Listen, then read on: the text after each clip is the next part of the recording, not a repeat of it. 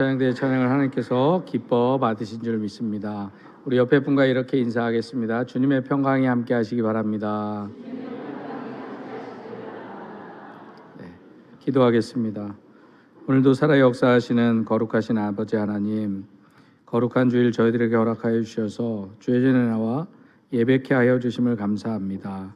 이 시간 부족한 종이 말씀을 들고 다니셨습니다. 종의 모습은 감추어 주시고 오직 주님의 말씀만이 선포되게 하여 주시옵소서.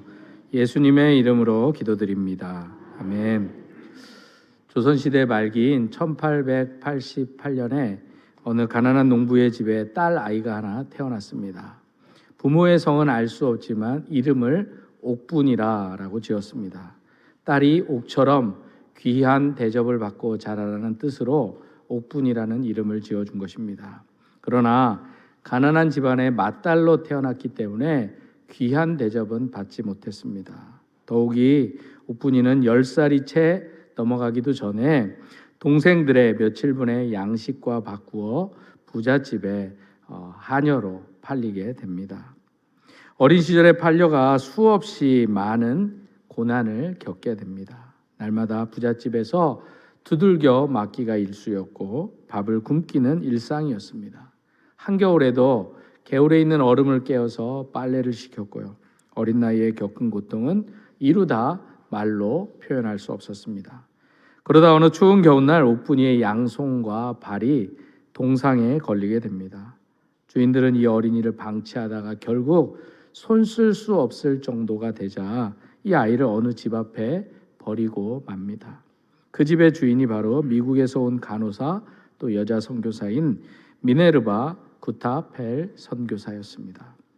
이 선교사님은 이 아이를 그냥 내버려 두지 않고 병원으로 가 치료를 해주셨습니다.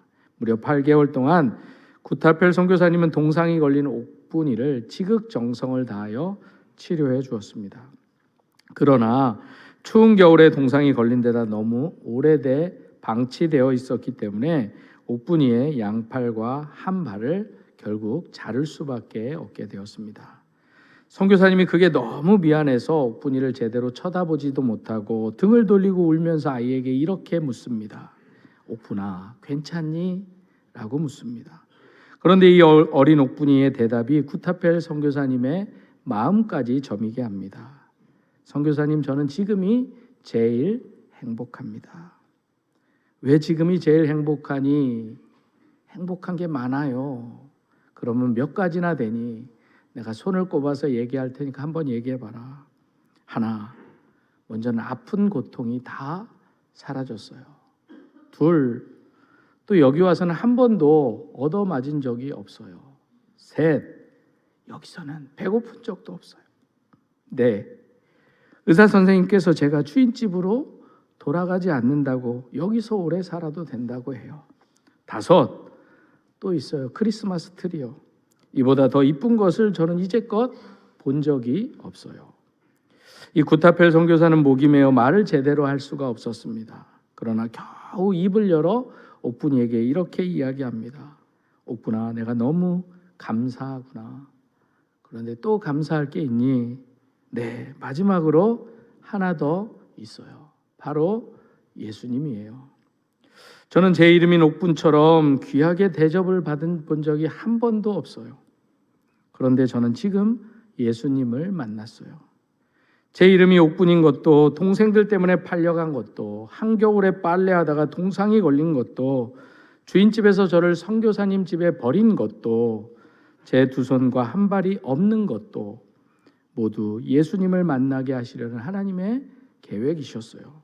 그래서 저는 지금 조선에서 제일 행복한 여자예요. 선교사님 꼭 편지에 이렇게 소개해 주세요 라고 했습니다. 옥분이의 말대로 미네르바 구타펠 선교사님은 이 옥분이를 The Happiest Girl in Korea, 조선에서 제일 행복한 소녀라고 소개하고 있습니다. 사랑하는 성도 여러분, 그렇다면 예수님을 믿고 예수님을 만난 여러분들은 오늘 어떠한 마음으로 이 예배 현장에 나오셨습니까? 여러분들도 너무 감사한 게 많아 그 감격과 그 기쁨으로 예배를 드리고 계십니까? 아니면 습관처럼, 아니면 여러분들의 절망과 고통과 아픔만을 쏟아내고자 이곳에 나와 예배드리고 계십니까?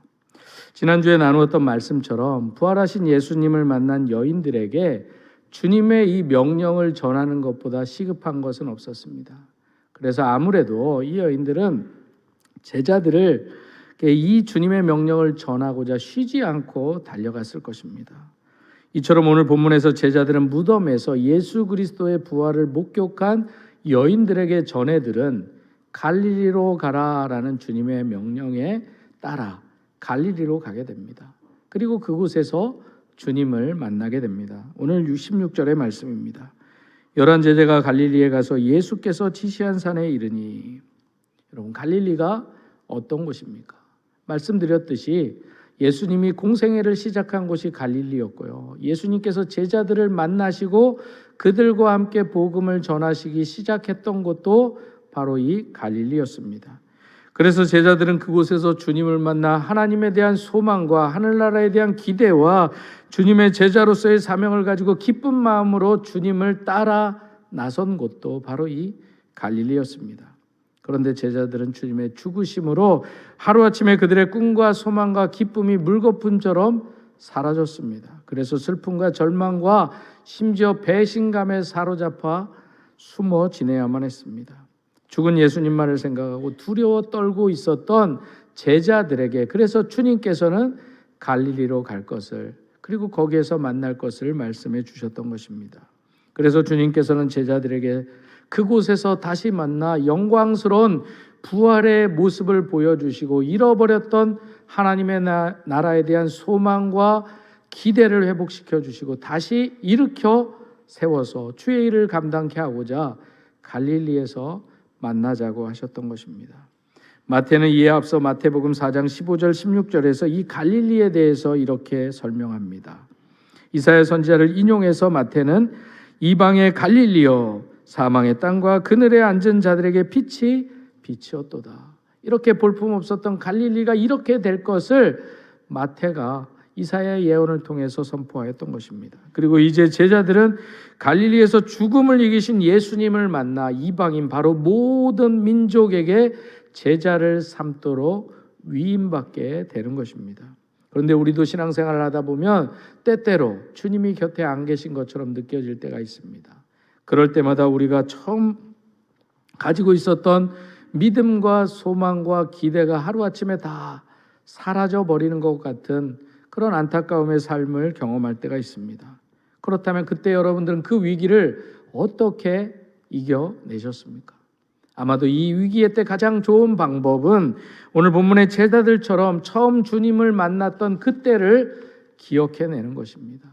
주님을 만났을 때 그 기쁨과 그 감격과 주께서 베풀어 주셨던 그 사랑, 그래서 주의 교회를 위해서 헌신했던 기억을 되새겨 보는 것입니다.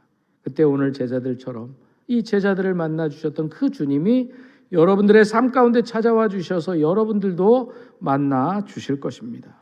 그럼에도 오늘 본문에서 놀라운 것은 예수 그리스도가 부활하셨음에도 불구하고 이것을 목격했고 이 사실을 들었음에도 불구하고 여전히 예수 그리스도의 부활을 의심하는 자들이 있었다라는 것입니다. 그것이 바로 17절입니다. 예수를 배웠고 경배하나 아직도 의심하는 사람들이 있더라.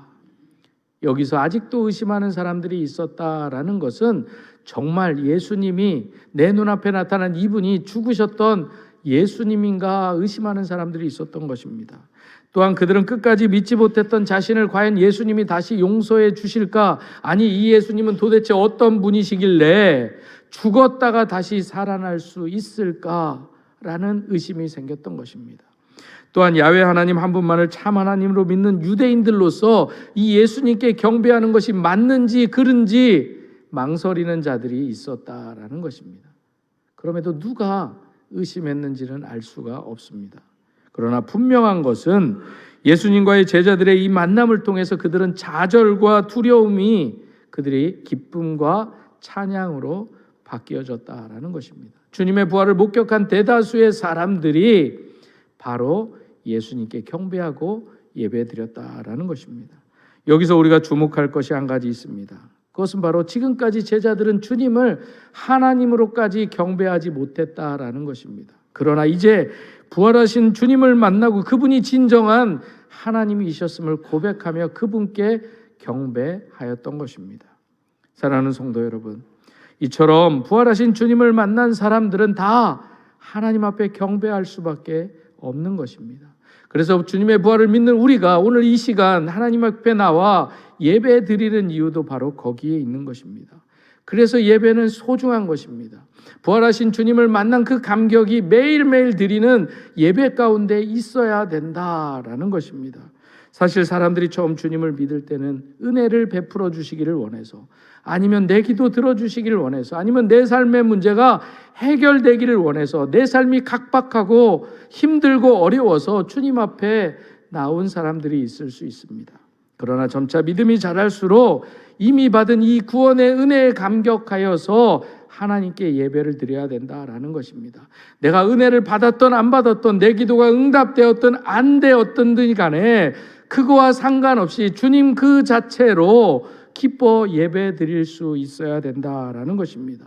내가 믿는 그분이 얼마나 위대하고 나의 삶 가운데 얼마나 놀라운 일을 행하셨는지를 알게 되어 주님 그 자체로 감사하며 예배 드릴 수 있어야 된다라는 것입니다. 이것이 바로 우리가 드려야 될 진정한 예배인 것입니다. 예배는 조건이 아닙니다. 우리가 무엇을 받아서 드리는 것이 아닙니다. 우리가 무엇을 응답받아서 드리는 것이 아니라 이미 우리를 구원하여 주신 그 주님께 감사하여 예배 드려야 된다라는 것입니다. 이것이 오늘 우리가 하나님 앞에 드려야 할 예배이고 하나님께서 기뻐 받으실 예배다라는 것입니다. 그렇다면 오늘 예배 현장에 나오셔서 이 예배 가운데 하나님 앞에 예배 드리는 여러분들은 어떠십니까? 정말 여러분들은 예수 그리스도가 나의 주님 되심을 확실히 믿고 예배 드리고 계십니까? 또한 예수 그리스도를 나의 왕, 나의 하나님으로 진정으로 고백하며 감사와 기쁨으로 예배 드리고 계십니까? 여러분들이 드리고 있는 그 예배를 돌아볼 수 있기를 바랍니다. 시편 100편 3-4절은 이렇게 말씀합니다. 여호와가 우리 하나님이신 줄 너희는 알지어다. 그는 우리를 지으시니요 우리는 그의 것이니 그의 백성이요 그의 기르시는 양이로다. 감사함으로 그의 문에 들어가며 찬송함으로 그의 긍정에 들어가서 그에게 감사하며 그의 이름을 송축할지어다. 하박국 3장 17절과 18절도 이렇게 말합니다. 비록 무화과 나무가 무성하지 못하며 포도나무에 열매가 없으며 감람나무에 소출이 없으며 밭에 먹을 것이 없으며 우리의 양이 없으며 외양간에 소가 없을지라도 나는 여호와로 말미암아 즐거워하며 나의 구원의 하나님으로 말미암아 기뻐하리로다. 우리가 무엇 때문에 예배를 드립니까? 우리가 어떠한 마음으로 예배를 드리고 있습니까? 하나님 그 자체로 주님이 날 위해서 죽으시고 나를 새 생명 가운데 인도하여 주신 그것만으로도 감사와 기쁨으로 예배 드릴 수 있는 저와 여러분의 삶이 되기를 소망합니다. 계속해서 제자들을 만난 주님께서는 그들에게 새로운 사명을 주시기에 앞서 이러한 사명을 어떻게 주실 수 있는지에 대해서 설명하고 있습니다. 18절입니다. 예수께서 나와 말씀하여 이르시되 하늘과 땅의 모든 권세를 내게 주셨으니. 이 말씀은 부활하신 주님이 하늘과 땅의 모든 권세를 하나님께로부터 위임받았다는 대선언의 말씀입니다. 이것이 무엇을 의미합니까? 주님은 십자가 사건 이전에는 병을 고치시고 귀신을 쫓으시고 죄인을 용서하시고 자연을 다스리고 죽은 자를 살리시는 이 땅에서의 권세만을 나타내 보여주셨습니다. 그러나 하나님 아버지의 뜻대로 우리를 위하여 자신의 몸과 마음을 십자가에 다 내어주신 뒤에는 하늘의 권세까지도 주님께 임하는 것을 보게 됩니다. 물론 주님은 하나님과 동등되신 분으로 이미 처음부터 이 권세를 가지고 계셨습니다. 그러나 예수님은 구속사역을 위해 그 모든 권세를 아버지 하나님 앞에 맡기고 육신을 입고 이 땅에 오셔서 십자가를 지신 것입니다.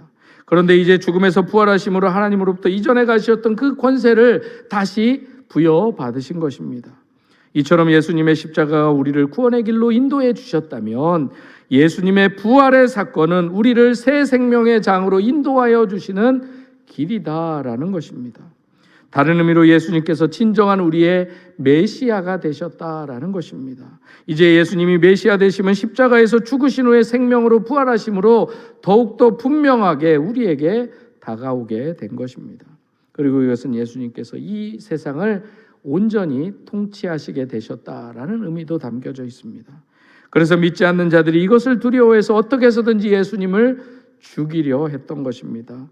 예수님께 이 통치권을 빼앗기지 않으려고 길을 쓰고 악을 쓰고 막으려고 했던 것입니다.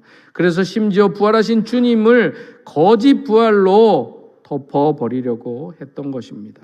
그러나 이제 주님이 모든 권세를 가지셨기에 그분의 제자된 이들은 더 이상 두려울 것도 무서울 것도 없음을, 이 권세를 내가 가졌고 너희에게도 주겠다, 주님께서 말씀하여 주고 계시는 것입니다. 그리고 이 생명구원의 귀한 역사를 우리를 통해서, 제자들을 통해서 이루어 가시겠다고 말씀합니다. 이것에 대해서 강해 설교가인 마이클 그린은 이렇게 설명합니다. 예수님은 그들보다 먼저 이방인 선교를 위해 갈릴리로 가신다. 그리고 그들이 그분의 현존을 인식할 때는 선교를 시작할 때다. 이 얼마나 크나큰 진실인가. 그리고 이것은 사복음서 모두의 최종적인 주제다. 릴레이의 바톤이 주님으로부터 제자에게로 넘어갔다. 부활하신 그리스도의 권능은 제자들 모두가 이용할 수 있는 것이다. 부활하신 그리스도의 명령이 제자들에게 주어졌다. 그래서 그들은 반드시 가서 제자를 삼아야만 한다. 그리고 부활하신 그리스도의 약속은 그들에게 위로가 되며 버팀목이 되는 것이다. 그래서 아무것도 그들에게서 그분의 임재를 빼앗아 갈 수 없는 것이다. 사랑하는 성도 여러분, 우리가 여기서 놓치지 말아야 할 것이 한 가지 있습니다. 그것은 바로 하나님의 아들 예수 그리스도께서 아버지 하나님을 위해, 그리고 우리의 대속을 위해 자신의 모든 것을 다 들이신 후에 이 권세를 온전히 누리시게 된 것입니다. 주님은 마태복음 19장 29절에서 말씀하십니다. 또 내 이름을 위하여 집이나 형제나 자매나 부모나 자식이나 전토를 벌인 자마다 여러 배를 받고 또 영생을 상속하리라. 구원은 우리가 공로 없이 값 없이 받는 것입니다. 우리가 구원은 예수를 믿으면 다 받을 수 있습니다. 그러나 이 구원의 기쁨은 주님께 헌신하지 않으면 이 풍성한 은혜를 누릴 수 없다라는 것입니다. 한 알의 밀이 그대로 있으면 아무 열매를 못 맺습니다. 한 알의 밀이 땅에 심겨져 썩어야 풍성한 열매를 맺듯이 우리가 구원받은 것에 만족하지 않고 주님께 헌신하지 않으면, 믿기만 하는 성도는 하나님께서 베풀어 주신 이 구원이 얼마나 놀랍고 얼마나 풍성한 은혜가 담겨 있는지 알 수 없다라는 것입니다. 이 말씀은 여러분들에게 교회에 헌금을 많이 하라라는 얘기가 아닙니다. 교회에서 봉사를 열심히 하라, 이런 헌신을 요구하는 말씀이 아닙니다. 그렇다면 주님께서 우리에게 구원의 은혜를 받은 우리에게 요구하시는 헌신은 무엇이겠습니까? 주님 자신의 헌신을 이을 어떤 바톤을 우리에게 넘겨주고자 하시냐라는 것입니다. 그것이 바로 19절과 20절의 말씀입니다. 그러므로 너희는 가서 모든 민족을 제자로 삼아 아버지와 아들과 성령의 이름으로 세례를 베풀고 내가 너희에게 분부한 모든 것을 가르쳐 지키게 하라. 이 말씀은 우리가 잘 알고 있는 것처럼 예수님의 마지막 지상 명령입니다. 대위임령의 말씀입니다. 부활하신 예수님의 권세로 이제 제자들도 모든 민족에게가 제자를 삼아 아버지와 아들과 성령의 이름으로 세례를 줄 수 있게 되었습니다. 구약의 시대에는 먼저 선택받은 유대인만이 하나님의 백성으로 복을 누렸으나 이제 부활하신 예수님은 그 구원의 복음이 온 세상으로 전파되기를 원해서 제자들을 부르셨던 것입니다. 이처럼 주님이 우리에게 요구하시는 헌신도 먼저 제자를 삼는 것입니다. 왜냐하면 예수님의 사역 중 가장 중요한 사역이 바로 이 제자를 삼는 사역이기 때문입니다. 그래서 예수님도 제자를 부르셨고 그들과 함께 계속 가르치셨습니다. 그리고 제자들에게 어떻게 살아야 되는지를 몸소 보여주셨습니다. 심지어 스승된 자로서 제자들의 발을 씻겨주심으로 어떠한 섬김의 모습을 보이며 살아가야 될지도 친히 보여주셨던 것입니다. 그리고 지금 예수님은 제자들에게 또 다른 이들을 예수님께 데려오도록 명령하고 계신 것입니다. 그리고 그 대상은 모든 민족이다, 모든 족속이다라고 말합니다. 다시 말해 모든 지역의 모든 사람들, 언어와 문화의 장벽을 넘어서서 민족의 담장을 허물고 정치와 이념을 초월하고 신분을 불문하고 세상의 모든 사람들에게 다가가 주의 복음을 전할 것을 명령하신 것입니다. 바로 어떠한 인간된 편견도 버리고 모든 사람을 대상으로 그들에게 예수 그리스도의 부활의 소식과 이 구원의 놀라운 은혜를 전파할 것을 명령하셨던 것입니다. 왜냐하면 예수님께서 당신의 십자가를 통해서 구원하기 위한 생명은 어느 특정한 사람들이 아니라 예수를 믿는 자마다 멸망치 않고 모두를 다 구원하고자 하셨던 하나님의 뜻이 그 속에 담겨져 있었기 때문인 것입니다. 따라서 복음 전파의 사명을 받은 제자들과 오늘을 살아가는 우리들은 먼저 우리 안에 굳게 닫혀진 담장을 열어야 합니다. 우리 안에 편협한 마음의 빗장을 활짝 열어야 합니다. 그래서 하나님께서 우리를 통해서 복음 전하기를 원하는 그들을 향해 나아가 입을 열어 주의 복음을 전해야 된다라는 것입니다. 왜냐하면 복음과 이 하나님의 사랑에는 어떠한 차별도 어떠한 제한도 있어서는 안 되기 때문인 것입니다. 그렇다면 우리가 이 사명, 이 복음 전파의 헌신을 어떻게 감당해야 하겠습니까? 그것은 바로 우리가 먼저 말씀을 배우는 일에, 예배하는 일에 헌신해야 된다라는 것입니다.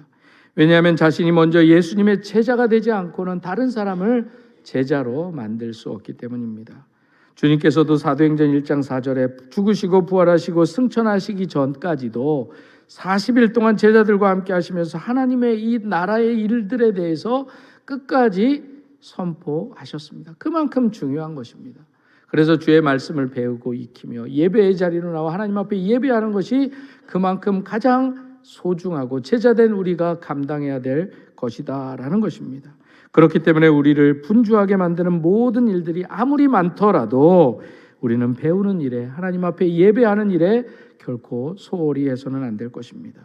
만일 여러분들이 성경의 가르침을 충실히 배우고 이해했다면 이제 제자로서의 삶을 살아야 된다라는 것입니다. 배운 것을 가지고 또 들은 것을 가지고 세상을 향해 나아가 전할 수 있어야 된다라는 것입니다. 다른 사람들도 이 주의 말씀대로 살 수 있도록 인도해야 된다라는 것입니다. 부활하신 예수님으로 인해서 우리에게는 이 땅이 새로운 땅이 되었습니다. 그런데 아직도 이것을 모르는 자들이 우리 주변에 많이 있다라는 것입니다. 주님은 이 모르는 자들에게 우리를 보내서 그들도 새 생명의 자리로, 새 세상으로 나아가길 원하고 계신다라는 것입니다. 그래서 우리는 예수님의 삶을 계속해서 예배를 통해서, 말씀을 통해서 배워야 하고 그 배운 것을 전할 수 있어야 된다라는 것입니다. 로마서 10장 15절은 이렇게 말씀합니다. 보내심을 받지 아니하였으면 어찌 전파하리요? 기록된 바 아름답도다 좋은 소식을 전하는 자들의 발이요. 주님이 우리에게 가장 기뻐하시는 것이 무엇이겠습니까? 사도 바울의 고백처럼 바로 영혼을 구원하는 일입니다. 이 일의 한 가지 방법이 바로 복음을 전하는 일입니다. 복음 전파가 우리가 하나님 앞에서, 우리가 장차 하나님 앞에 섰을 때 자랑할 수 있는 유일한 것임을 기억할 수 있기를 소망합니다. 우리가 누군가를 전도했냐가 중요한 것이 아니라 우리가 복음을 전했느냐라는 것입니다. 하나님은 많은 사람들을 원하는 것이 아닙니다. 수를 원하는 것이 아닙니다. 우리가 주께 받은 이 복음을 매일매일 삶 가운데 우리의 삶을 통해서, 우리의 입술을 통해서 전하고 보여줘야 된다라는 것입니다. 사도 바울도 사도행전 20장 24절에서 이렇게 말합니다. 하나님의 은혜의 복음을 증거하는 일을 마치려 하면은 나의 생명을 조금도 귀한 것으로 여기지 않는다고 고백합니다. 미얀마에서 선교하다가 예수의 복음을 전했다는 이유로 17개월 동안 발에 쇠고랑을 차고 습기가 많은 토굴에 갇혀 있었던 저드슨 선교사가 있습니다. 그때 상처난 다리가 녹슨 쇠고랑과 마찰되고 습기 때문에 속이 깊게 패이는 상처를 입게 됩니다. 감옥에서 나온 후 상처는 겨우 치료가 되었으나 그 상처가 워낙 오랫동안 방치되었기에 나온 후에도 그 상처의 흔적이 분명하게 보이게 되었습니다. 그런데 저드슨 선교사의 전도의 열매가 없는데 어느 날부터 전도할 때마다 다리에 생긴 이 상처의 흔적과 이 저드슨 선교사의 섬김의 모습을 보고 많은 미얀마인들이 복음을 듣고 주께로 돌아왔다는 이야기입니다. 다니엘서 12장 3절은 말씀합니다. 많은 사람을 옳은 대로 돌아오게 한 자는 별과 같이 영원토록 빛나리라. 이렇게 복음을 전하는 일이 가장 귀하고 소중하기에 사도들은 생명을 바치면서 복음을 전했던 것입니다. 예수님께서도 부활 후 40일 동안 이 일을 함께 감당하셨습니다. 부활을 증거하기 위하여 창에 잘린 몸을 보여주셨을 것입니다. 흩어진 제자들을 모으시고 손을 펴서 못자국을 보여주셨을 것입니다. 그리고 승천하시기 직전까지 부탁하시기를 모든 민족을 제자 삼으라, 땅끝까지 이르러 내 증인이 되라라고 명령하셨을 것입니다. 그런데 주님은 제자들에게 그리고 오늘 우리에게 우리만의 헌신을 강요하지는 않으십니다. 20절의 말씀입니다. 내가 너희에게 분부한 모든 것을 가르쳐 지키게 하라. 볼지어다 내가 세상 끝날까지 너희와 항상 함께 있으리라. 주님께서는 모든 민족을 제자 삼아 세례를 베풀고 가르쳐 당신의 가르침을 지키게 할 것을 명령하셨습니다. 그런데 이 일을 보고하고 힘들어할 우리가 지치지 않도록 주님께서는 언제나 항상 영원토록 우리와 함께 하시겠다고 약속해 주고 계십니다. 요한복음 14장 16절에서 주님은 자신이 십자가에서 죽으시기 전부터 부활하고 승천하신 후에 보혜사 성령님을 우리에게 보내줄 것을 약속하셨습니다.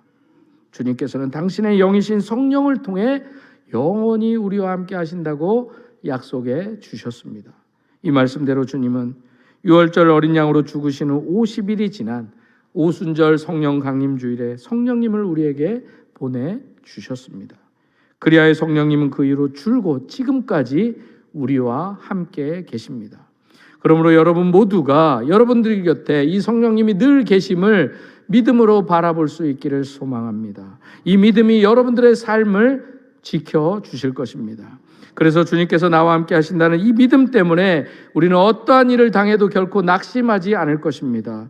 주님이 지켜보신다고 믿기에 악을 행치 않고 우리는 선을 택할 수 있을 것입니다. 주님이 나를 돌보시기에 사망의 음침한 골짜기를 행해도 우리는 두려워하지 않을 것입니다. 어느 목사님께서 카톡방에 올려주신 아버지와 제자라는 실화를 소개해드리겠습니다. 아버지는 초등학교 교사였다. 평생 교감이나 교장자리도 마다하시고 아이들 편에서 교편을 잡으셨다. 하루 종일 제잘되는 아이들과 함께하는 것이 아버지께는 더없는 행복이었다. 정년 퇴임을 하신 후 아버지는 학생들이 그리우신지 저녁이면 앨범을 펼쳐들고 30년 전 처음 만났던 학생들 얘기부터 그리운 옛 이야기를 들려주곤 했다. 이 아이는 정말 말썽꾸러기였지. 하루라도 안 싸울 날이 없었단다. 그래도 심성은 착하고 부침성도 좋아서 나만 보면 떡볶이 사달라고 날마다 조르곤 했지.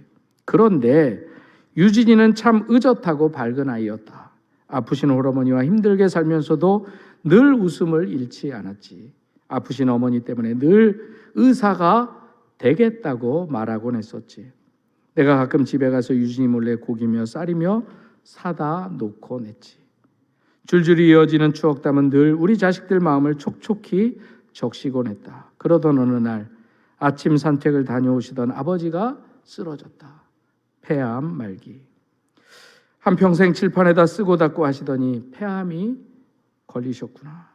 희망이 없다는 의사의 말을 뒤로하고 우리는 아버지를 집으로 모셔와 할 수 있는 치료를 계속했다. 종종 아버지 제자들이 소식을 듣고 찾아오곤 했다. 그럼 아버지는 또 한참을 옛 추억에 잠겨 이야기를 나눴다. 그때만큼은 아버지 얼굴에는 생기가 돋았다. 그러나 아버지의 병세는 날이 갈수록 나빠졌다. 기침 때문에 잠을 못 이루시는 날들이 잦아지고 가래 끓는 소리도 거칠어졌다. 마침내 대화를 나누지 못할 정도로 병세가 나빠졌다. 그때 마침 진료 맡던 병원에서 의사 한 명을 보내주었다. 20대 후반의 여의사였는데 가래가 끓면 젖은 가재로 손가락을 넣어 가래를 꺼내주곤 하면서 가족만큼이나 지극정성으로 보살펴 주었다. 여의사가 오는 날이면 아버지도 유난히 표정이 밝아졌다. 한 번은 아버지가 기침이 무척이나 심해져 얼굴은 핏발로 벌게지고 목은 가래가 들끓어 숨쉬기조차 답답해 하시자 손으로 가래를 꺼내던 의사는 난데없이 음료수 빨대를 가져오라고 했다. 대체 빨대를 무엇을 하려고 하나 의아하며 가져다 주자 그녀는 빨대 한 끝을 아버지 목구멍에 넣고 한 끝은 자기가 물고 가래를 입으로 빨아내는 것이 아닌가. 자식들도 감히 하지 못하는 일을 젊은 의사가 하고 있었다. 폐암 환자였기 때문에 가래에서 악취가 심했다. 그러나 이 의사는 개의치 않는 것 같다. 그렇게 빨아내기를 몇십 분 정도 하자 칼에 끓는 소리가 잠잠해지고 아버지 얼굴에 화색이 돋았다. 몇 달 후 아버지는 세상을 떠났다. 장례를 치르고 나는 고맙다는 인사를 하기 위해 병원을 찾았다. 그런데 의사를 보낸 적이 없단다. 분명히 병원에서 왔다고 했는데 아무튼 병원에서는 의사를 보낸 적이 없다고 한다.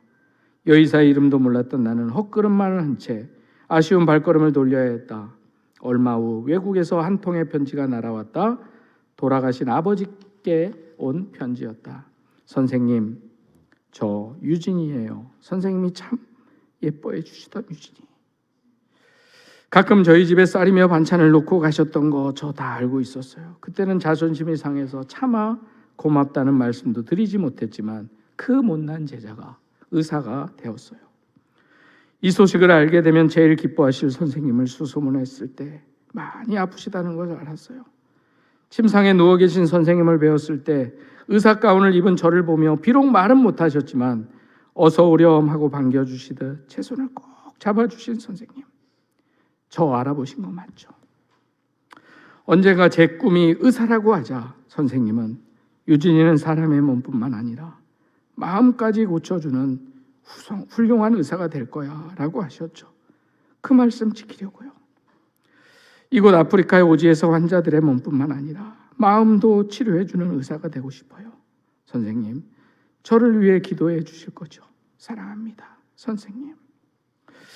나는 머나먼 아프리카에서 날아온 그 여의사의 편지를 아버지 무소에 고이 놓아드렸다. 사랑하는 도원동교회 성도 여러분, 주님께서는 이렇게 지금도 우리의 구체적인 삶을 통해서 당신의 사랑을 당신의 택한 백성들을 통해서 흘러보내기를 원하고 계십니다. 그리고 예수님은 그분의 부활을 믿는 우리 모두에게도 동일한 명령을 하십니다. 예루살렘과 온 유대와 사마리아 땅끝까지 이르러 내 증인이 되라고 말씀하십니다. 얼마 전 TV에서 해외여행지에서 함께 음식을 나누고 먹는 장면에서 자막에서 이런 글이 써 있는 것을 보았습니다. 가장 두려운 맛, 어떤 맛일까요? 아는 맛이라고 써 있었습니다. 사랑하는 성도 여러분, 그렇다면 여러분들에게 가장 귀한 맛, 가장 좋은 맛은 어떤 맛입니까? 저는 가장 좋은 맛, 가장 귀한 맛은 예수 그리스도를 아는 맛이다라고 생각합니다. 여러분 모두도 예수 그리스도를 아는 이 맛을 소유한 줄 믿습니다. 그렇다면 여러분들이 이제 모두 그 귀한 맛을, 그 좋은 맛을 알지 못하는 여러분들의 가족과 이웃과 이 지역의 귀한 분들에게 주의 복음을, 주의 부활의 소식을 전할 수 있는 복음 전도자로서의 사명을 감당하는 저와 여러분이 될 수 있기를 주님의 이름으로 축복합니다. 기도하겠습니다. 오늘도 살아 역사하시는 거룩하신 아버지 하나님, 주님께서 우리를 위해서 죽으시고 부활하셔서 우리를 제자 삼아 주셔서 땅끝까지 이르러 내 증인이 되라고 하셨는데 내 문제에 급급해서 나 살기에 급급해서 주의 부활과 이 사랑을 전하지 못하고 살아왔습니다. 하나님, 이 시간 다시금 제자들을 만나 주셨듯 우리를 만나 주셔서 우리에게 베풀어 주신 그 놀라운 사랑을 우리를 통해서 전해지기를 원하는 그 영혼에게 다가가 복음 전할 수 있도록 우리에게 다시금 불러주시고 주의 제자 삼아 주시옵소서. 예수님의 이름으로 기도드립니다. 아멘.